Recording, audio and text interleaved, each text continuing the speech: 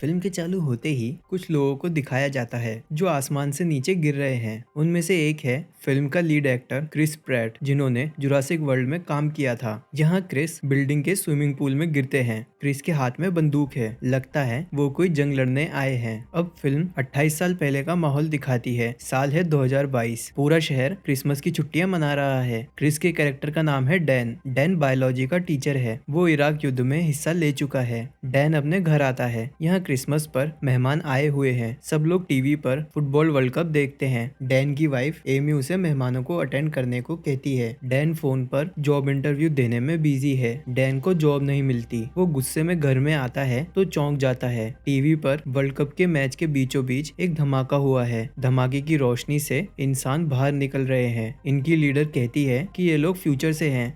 Future में aliens ने धरती पर हमला कर दिया है। वो साल 2048 से टाइम ट्रेवल करके आए हैं। उन्हें एलियन से लड़ने के लिए लोगों की जरूरत है। भविष्य के इंसान जंग हारने वाले हैं। इंसानों की आबादी केवल 5 लाख ही बची है। अगले 12 महीनों तक दुनिया भर के देश अपने सैनिकों को एलियन से लड़ने के लिए भेजते हैं, पर उनमें से केवल 20% ही वापस आते हैं। सैनिकों की कमी के चलते सारे देश मिलकर सिविलियंस को भेज रहे हैं। रोजाना की तरह डैन स्कूल में पढ़ाने आया है। उसका फोन बजता है और मैसेज में लिखा है उसे भी जंग के लिए चुन लिया गया है। डैन आर्मी बेस पर रिपोर्ट करता है, जहां उसके हाथ पर एक डिवाइस को अटैच कर देते हैं। यह डिवाइस डैन को टाइम ट्रेवल करने में मदद करेगा। डैन अपनी पत्नी एमी को न्यूज देता है। एमी कहती है, डैन तुम अपने फादर के पास जा सकते हो, जो कि इंजीनियर हैं। वो डिवाइस को हटा देंगे। डैन की अपने फादर से बिल्कुल भी नहीं बनती। उन्होंने डैन और उसकी मॉम को छोड़ दिया था। डैन अपने फादर जेम्स से मिलता है। जेम्स कहते हैं वो डिवाइस को हटा देंगे। बातों के दौरान डैन उनसे लड़ बैठता है और गुस्सा होकर चला जाता है। डैन आर्मी ज्वाइन कर लेता है। आर्मी बेस पर डैन और बाकी सिविलियंस की बेसिक ट्रेनिंग करवाई जाती है। उन्हें एलियंस के बारे में बताते हैं, जिन्हें व्हाइट स्पाइक्स कहते हैं। एलियन केवल एक ही तरीके से मरते हैं, जब उन्हें गले पर या फिर पेट पर मारा जाए। डैन यहाँ कुछ नए दोस्त बनाता है। उनमें से एक का नाम है चार्ली और दूसरा है डोरियन। डोरियन आर्मी में था और इससे पहले 2 टूर कर चुका है। अब उन्हें एक वर्म होल के जरिए टाइम ट्रेवल करवाया जाता है। गलती से वह लोग हवा में लैंड होते हैं। डैन स्विमिंग पूल में गिरता है और कुछ लोग इतने लकी नहीं होते। डैन को रेडियो पर कमांड से मैसेज मिलता है। उन्हें एक रिसर्च फैसिलिटी में जाकर लोगों को बचाना है। डैन अपने दोस्तों के साथ बिल्डिंग में जाता है। बिल्डिंग में उन्हें लाशें मिलती है जो कमरे की छत से लटकी है। डैन कमांड को बताता है सारे लोग मर चुके हैं। कमांड कहता है उन्हें कंप्यूटर से हार्ड ड्राइव निकालनी होगी, जिसमें रिसर्च का सारा डाटा है। डैन लैब में जाता है। वहीं खबर मिलती है नीचे से बिल्डिंग पर एलियन हमला कर रहे हैं। डैन जल्दी करता है। कमांड वाले बताते हैं उन्होंने मदद के लिए फाइटर जेट भेजे हैं जो एलियन पर मिसाइल गिराने वाले हैं। एलियन हमला करते हैं। ये एलियन 4 पैरों पर दौड़ते हैं और अपनी पूंछ से एक नुकीली चीज छोड़ सकते हैं। हजारों गोलियां चलाने पर भी एलियंस पर कोई असर नहीं होता।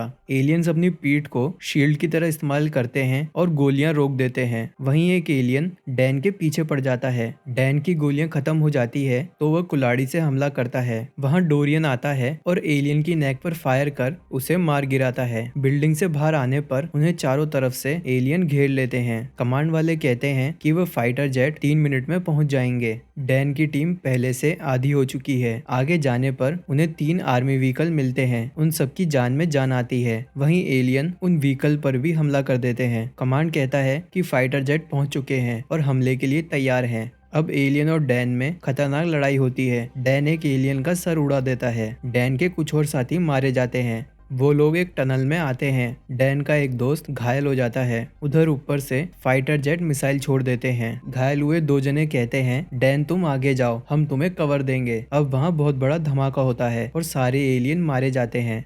डैन, चार्ली और डोरियन बेहोश हो जाते हैं। जगने पर तीनों हॉस्पिटल में होते हैं। डैन कमांड वाली लड़की से मिलता है। इसका नाम कर्नल फॉरेस्टर है। डैन का सरनेम भी फॉरेस्टर होता है। ये डैन की ही बेटी होती है जो बड़ी हो चुकी है। डैन को आंखों पर यकीन नहीं होता। कर्नल फॉरेस्टर बताती है उसने डैन को जानबूझकर चुना है। उन्होंने एक ऐसा पॉइजन बनाया है जो एलियंस को जड़ से खत्म कर देगा। इस पॉइजन को टेस्ट करने के लिए उन्हें एलियंस की क्वीन को पकड़ना होगा। उनका प्लान है कि वह क्वीन की मान में जाएंगे और उसे बेहोश कर लेकर आएंगे। हेलीकॉप्टर में कर्नल डैन को बताती है एलियन कब धरती पर आए किसी को नहीं पता। हमारी कोई भी सैटेलाइट उनका स्पेसशिप डिटेक्ट नहीं कर पाई। एलियंस ने हमला रशिया में चालू किया और अपने खाने के लिए किसी भी जीव को नहीं छोड़ा।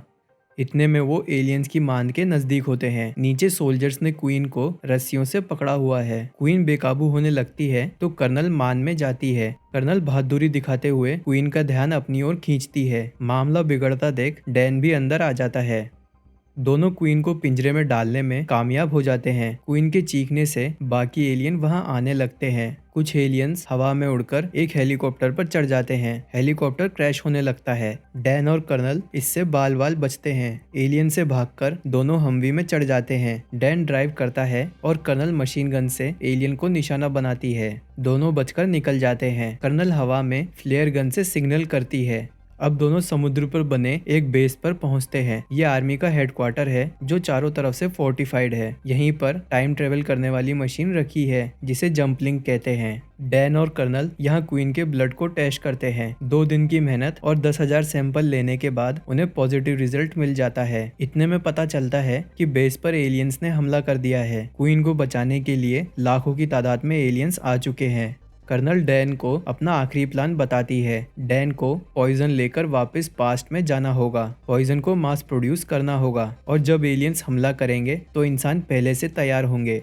एलियंस क्वीन को छुड़ा देते हैं। क्वीन डैन कर्नल के पीछे पड़ जाती है। दोनों हेलीपैड तक पहुंचने की कोशिश करते हैं पर क्वीन के अटैक से कर्नल घायल हो जाती है। डैन कहता है वह उसे ऐसे नहीं छोड़ सकता। कर्नल कहती है उसे पास में जाना ही होगा ताकि ऐसी हालत ना हो पाए। क्रूज शिप के टकराने से स्टील रिग नीचे गिर जाता है। क्वीन कर्नल को अपने साथ ले जाती है। डैन हवा में ही गायब होकर पास्ट में आ जाता है। ये लोग मिलिट्री बेस पर लैंड करते हैं। चार्ली और डोरियन अभी भी जिंदा हैं। वो दूसरे मिशन पर थे और वहीं से गायब हुए थे। डैन अपनी पत्नी एमी से मिलता है और उसे बताता है कि वो किस तरह उनकी बेटी से भविष्य में मिला था। डैन कहता है वह एलियंस को हरा सकता है। उसे बस ये पता लगाना है कि एलियंस धरती पर कब लैंड किए थे। जैसा कर्नल फॉरेस्टर ने बताया था, एलियंस के आने का कोई वीडियो फोटो नहीं था। इतना बड़ा स्पेसशिप धरती पर आया और उसका कोई सैटेलाइट फोटो नहीं है, ऐसा हो ही नहीं सकता था। एमी कहती है क्या हो अगर एलियंस का स्पेसशिप पहले से ही धरती पर मौजूद हो। डैन यह बात अपने दोस्त चार्ली और डोरियन को बताता है। डोरियन के पास एक मरे हुए एलियन का नाखून होता है जो उसने ट्रॉफी की तरह रख लिया था। चार्ली साइंटिस्ट होता है। वो नाखून की जांच करता है। नाखून में ज्वालामुखी की धूल फंसी है। धूल के केमिकल चाइना के आसपास के हैं। उन्हें बस ये पता करना है कि ज्वालामुखी कब फटा था। मदद के लिए वो डैन के एक स्टूडेंट के पास आते हैं। वो ज्वालामुखी के बारे में सब कुछ जानता है। स्टूडेंट बताता है ऐसा वोल्केनो चाइना में 1000 साल पहले 946 में इरप्ट हुआ था। इसे मिलेनियम इरप्शन कहते हैं।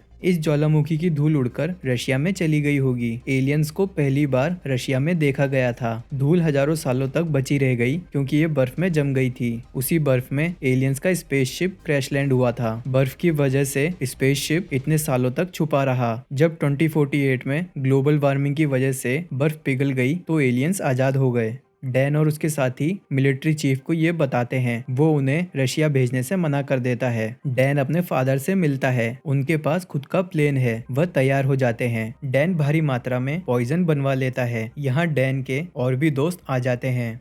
वो लोग रशिया में स्नोमोबिल पर होते हैं। स्नोमोबिल के गेज अचानक काम करना बंद कर देते हैं। डैन कंपास निकालता है, वो भी सही नहीं चलता। इसका मतलब बर्फ के नीचे मैग्नेटिक फील्ड है। उन लोगों का शक सही निकलता है। डायनामाइट से विस्फोट करने के बाद उन्हें एक सुरंग मिलती है। सुरंग उन्हें स्पेसशिप तक ले जाती है। वो स्पेसशिप का दरवाजा काट देते हैं। अंदर कॉकपिट में उन्हें कोई दूसरे ही एलियंस की बॉडी मिलती है। यह एलियन इंटेलिजेंट थे जिन्होंने स्पेसशिप बनाया था। व्हाइट स्पाइक्स इनके लिए पालतू जानवर जैसे थे जिन्हें यह ब्रीड कराते और हथियार की तरह इस्तेमाल लेते। आगे उन्हें व्हाइट स्पाइक्स एलियन मिलते हैं जिन्हें ये ढूंढने आए थे। ये उनका ब्रीडिंग सेंटर है। व्हाइट स्पाइक्स चैम्बर में सोए हुए हैं। ये चैम्बर जेली जैसा होता है। डैन और बाकी सब इन एलियन को पॉइजन देते हैं। इनकी पूरी बॉडी पिघल जाती है। अपने साथियों की आवाज सुनकर बाकी एलियन जग जाते हैं। डैन के फादर जेम्स और चार्ली बाहर आए एलियन से लड़ते हैं। अंदर डोरियन और बाकियों को एलियन की पूरी कॉलोनी मिलती है। वो डिसाइड करते हैं कि पूरे शिप को C4 से उड़ा देंगे। एक बहुत बड़ा धमाका होता है और शिप तबाह हो जाता है। डैन पहले से ही बाहर आ जाता है। जेम्स उसे बताते हैं एक एलियन बचकर निकल गया। वो वही क्वीन होती है। दोनों एलियन क्वीन का पीछा करते हैं। जेम्स क्वीन को लूर करता है और निशाना लगाता है। क्वीन जेम्स की तरफ भागती है। डैन स्नोमोबिल को क्वीन से टकरा देता है। दोनों क्वीन पर अंधाधुंध फायरिंग करते हैं। डैन क्वीन की पूंछ पर पॉइजन इंजेक्ट करता है तो वो अपनी पूंछ ही काट देती है। क्वीन को डैन की ओर बढ़ता देख जेम्स चाकू से अपना हाथ काट लेता है ताकि क्वीन उसकी ओर अट्रैक्ट हो। डैन जेम्स को बचाते हुए क्वीन पर जंप करता है। डैन उसे चाकू से मारता है। मौका मिलने पर डैन क्वीन के सर में पॉइजन लगा देता है। क्वीन पहाड़ से नीचे गिरकर मर जाती है। फिल्म का एंड आता है। जेम्स और डैन घर आ चुके हैं। जेम्स पहली बार अपनी ग्रैंड डॉटर से मिल रहा है। उधर न्यूज में दिखाते हैं कि मिलिट्री चीफ ने एलियंस को मारने का सारा क्रेडिट ले लिया है। उसका कहना है कि उसी ने डैन को रशिया भेजा था।